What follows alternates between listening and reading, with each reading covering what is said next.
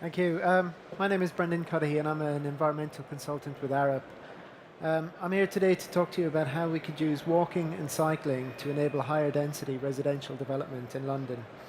And as you'll see, this not only helps with the housing crisis, but also has wider benefits in terms of quality of life. So what's the problem that we actually have? As others have mentioned, London is one of the least dense cities in Europe.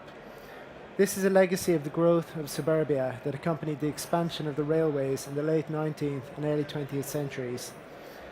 Suburban London sometimes seems to be endless rows of terraced and semi-detached houses, very much carbon copies of each other with little sense of place.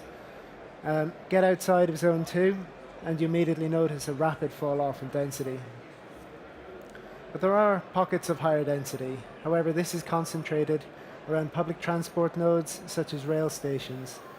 This is in accordance with policy which states that higher densities will only be permitted in areas that have good public transport accessibility. And this makes perfectly good sense, especially to someone like me who's an environmental consultant, as it reduces the need to travel by car. But the applicability of this is limited, more limited even than you might imagine.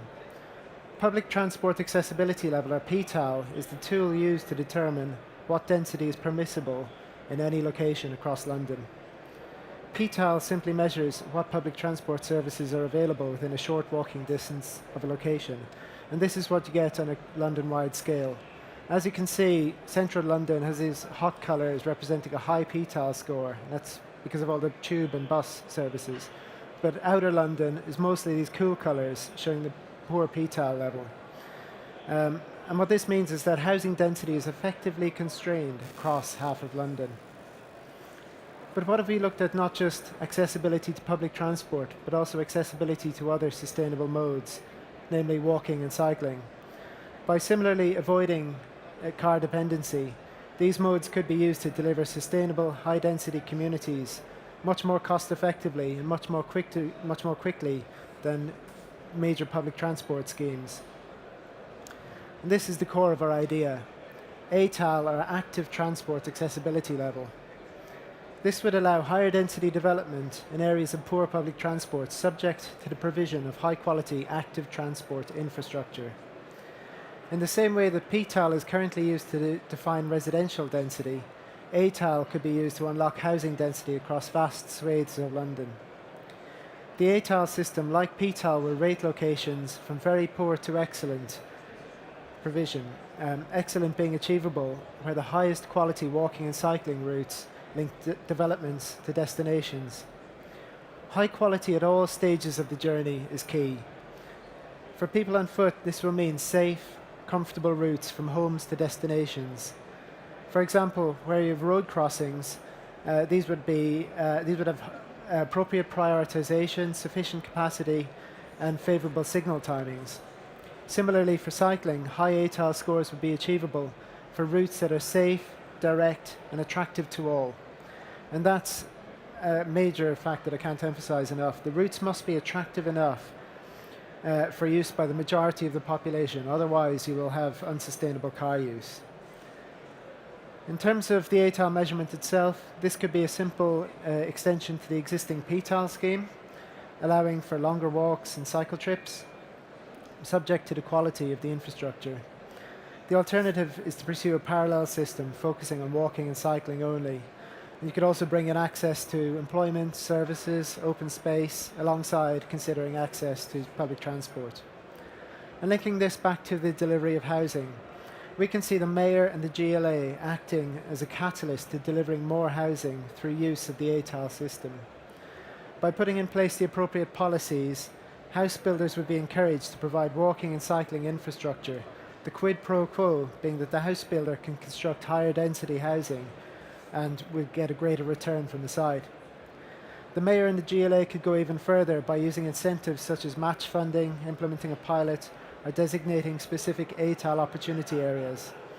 The key is finding the right balance to removing uncertainty and incentivization to get the house builders to act.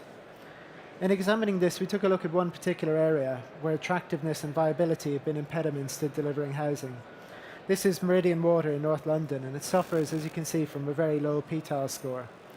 But if a high-quality walking and cycling route were built to connect it down to Tottenham Hale to the south, this would deliver a high ATAL score, and double the number of homes could be delivered on this site. Another location we looked at was Charlton Riverside, where we examined the potential evolution of an ATAL community. This is currently a semi-industrial, low-density, unattractive site, and in the absence of public transport accessibility improvements, you could see it maybe redeveloping as a low-density residential development, semis with cars parked out front and very little else happening in the streetscape.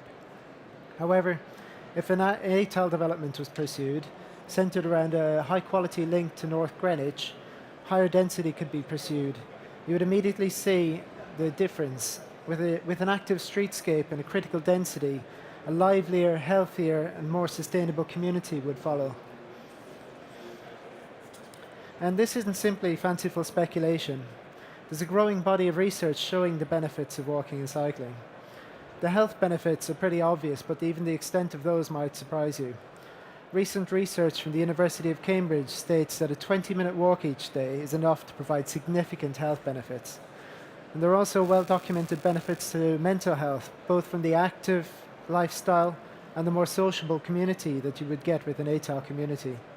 And economically, there are benefits too. People on foot and on bikes spend more money locally than people in cars, so there would be big benefits for the local economy. So, in summary, ATAL is not just about delivering and enabling a greater quantity of housing, it's about delivering quality of life. And it would fit in with all these other great ideas that you've heard about solving the housing crisis. It's an enabler for all of those. Thank you.